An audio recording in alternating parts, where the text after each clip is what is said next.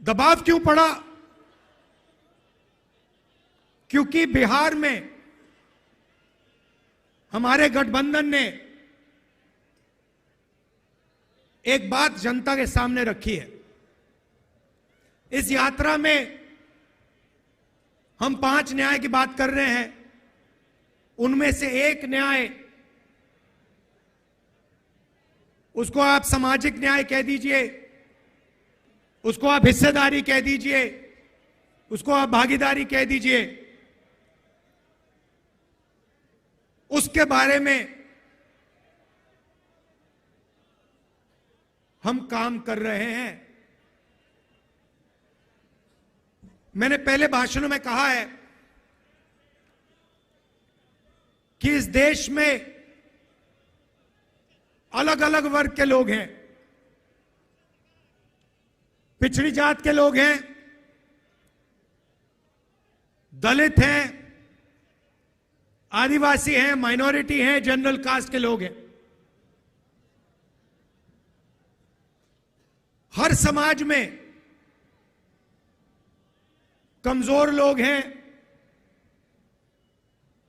OBC समाज देश का सबसे बड़ा समाज है। मगर अगर मैं आज आपसे पूछूं कि इस देश में ओबीसी समाज की आबादी कितनी है, आप इस सवाल का जवाब नहीं दे सकते। दे सकते हैं? कोई नहीं जानता। और मैं सिर्फ एक बात आपके सामने रखना चाहता हूं।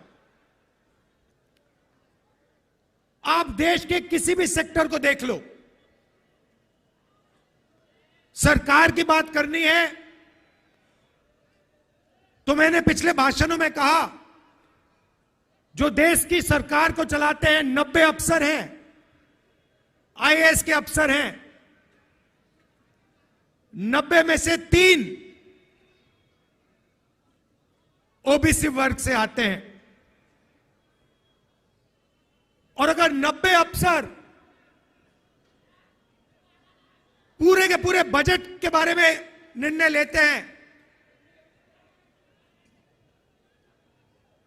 तो ये ओबीसी अफसर 100 रुपए में से 5 रुपए का निर्णय लेते हैं। तो सरकार में ना ओबीसी की, ना दलित की, ना आदिवासी की भागीदारी है।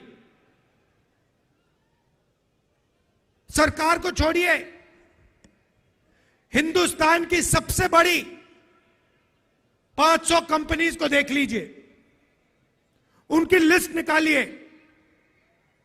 उनके मालिकों के नाम पढ़िए। आपको उन नाम में से एक दलित, एक आदिवासी, एक पिछड़ा नहीं मिलेगा।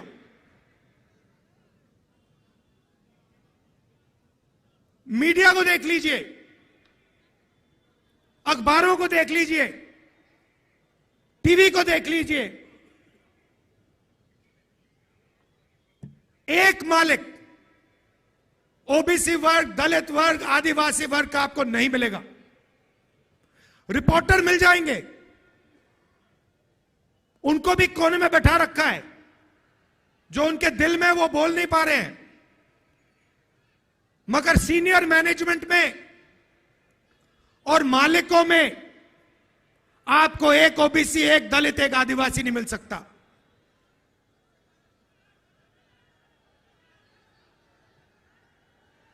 प्राइवेट एजुकेशन के सिस्टम को देख लीजिए, प्राइवेट कॉलेजेस, यूनिवर्सिटीज को देख लीजिए, प्राइवेट अस्पताल देख लीजिए, एक मालिक आपको ओबीसी, दलित, आदिवासी का नहीं मिलेगा। तो मैं सिर्फ यह सवाल पूछ रहा हूं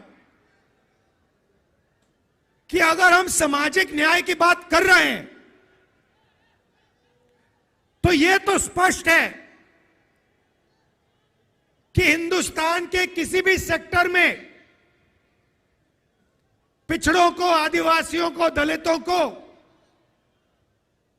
न्याय नहीं मिल रहा है।